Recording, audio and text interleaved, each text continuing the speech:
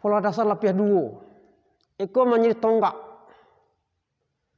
Karena kedua-duanya beliau sama-sama membangun, menjadikan, membantu.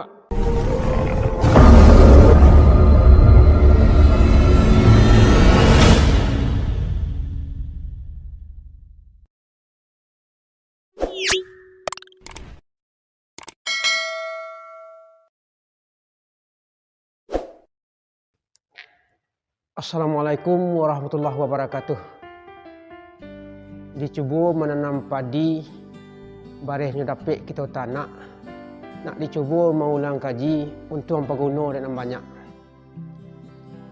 Anak orang diampe angke, lasanjo pai ke balai. Kita sabui sadio dan dapik nan tinggal untuk nam pandai. Bamulo tutu ke disambah ke ditangahkan. Kita buat motif bernama lapis.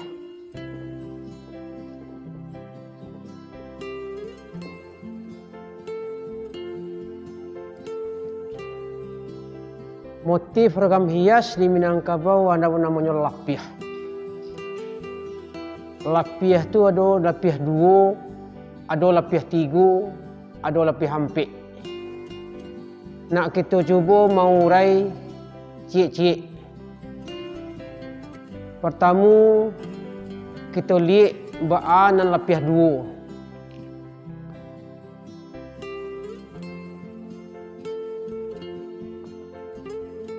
Lapis dua. Tanya tu lapis dalam pengertian kau adalah menjalin kekuatan dari hal-hal kecil, dari hal yang kecil, supaya bisa bermanfaat lebih besar, lebih kadang. Jadi dalam tatanan ragam hias Minangkabau itu menjadi nilai, dijadikan itu simbol filsafat menjalin kekuatan. Ada namanya lapis dua. Karena di dalam adat di Minangkabau dua itu menjadi tonggak kekuatan. Untuk membangun Minangkabau pada awalnya ada tokoh yang dua. Pertama Datuk Ketumangguang, kedua Perpatihan dan Sabatang. Beliau nombor dua ko disabui, ditunjukkan juga, dilambangkan juga menjadi kekuatan untuk membangun Minangkabau. Beliau ko tidak pernah saling mendului, tidak saling menyingkut, tidak saling menyingkirkan, tapi saling menguatkan satu dengan lain. Dalam motif dilambangkan itu seperti motif lapis dua.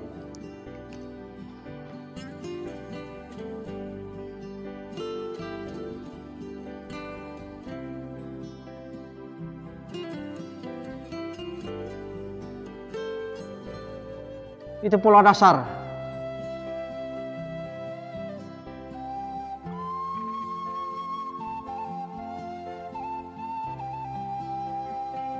Pola dasar lapis dua. Eko menjadi tonggak. Karena kedua-duanya beliau sama-sama membangun, menjadikan, membantu yang namanya Minangkabau. Walaupun beliau istilahnya berjalan, walaupun berlain jalan, tapi sama tujuan. Ya, tujuan sama tapi jalan berlain. Bukan berbeda untuk memecahkan, tidak, tapi untuk menyatukan. Maka beliau berjalan dengan pola beliau disimbolkan itu kekuatan untuk bersatu. Jadi beliau bentuklah itu tokoh yang namanya di Minangkabau ada apa namanya lareh Kota Piliang, Jalareh Bodi Caniago, kelarasannya. Itu baru dua corak yang dipimpin oleh datuk yang dua. Beliau tu tidak saling menyingkirkan, tidak saling mengalahkan. Dengan kekuatan itulah beliau membentuk negeri kita, membentuk namanya kerajaan Minangkabau dengan menyusun kekuatan. Walaupun hanya dua, tapi kekuatan. Begitu juga hidup. Kalau setelah Islam masuk, maka diperkokoh lagi oleh talinan dua. Maka di dalam kajian agama itu berpeganglah kamu pada talinan dua. Pertama Al-Quran, yang kedua hadis. Itu diperkuat, diperkokoh, dipetaguk, makin dipagadang, dipailok sandi itu. Maka masuk dalam rentangan itu. Ternyata perencanaan Lapia dua tidak hanya sebatas tuntunan adat, tapi setelah ditimpa oleh sandinya agama, ternyata dua pun jadi pegangan kita. Sudah itu dalam perjalanan hidup pun dua. Ada dua jalan, ada dua kehidupan. Pertama dunia, kedua akhirat. Itu tidak bisa dipisahkan. Ya, tidak bisa dipisahkan.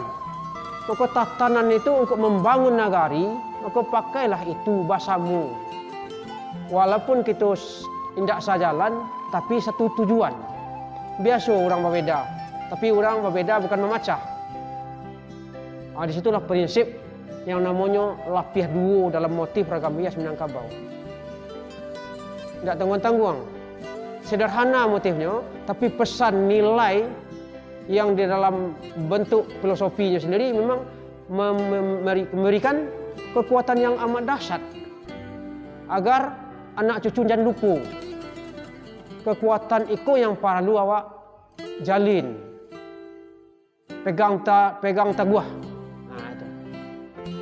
Dalam adat, dalam syarak, tuntunan itu perlu kita jaga.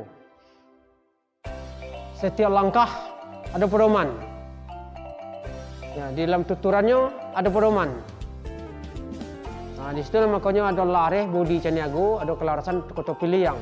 Walaupun berbeda, tidak membuat Minangkabau seorang-seorang lah. Tetap satu. Itulah yang harus diprinsip kita pakai. Walaupun perbedaan kita akan tetap kita pegang teguh kebersamaan. Kita jalin kekuatan untuk membangun nagari. Itu mungkin yang napik dipahami dengan motif motif Lapiah dua. Awak bisa masuk ke hal-hal berikut sampai ke Lapiah saja.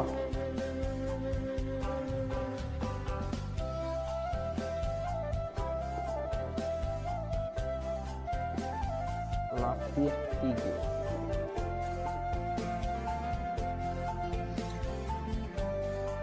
Kita lanjut.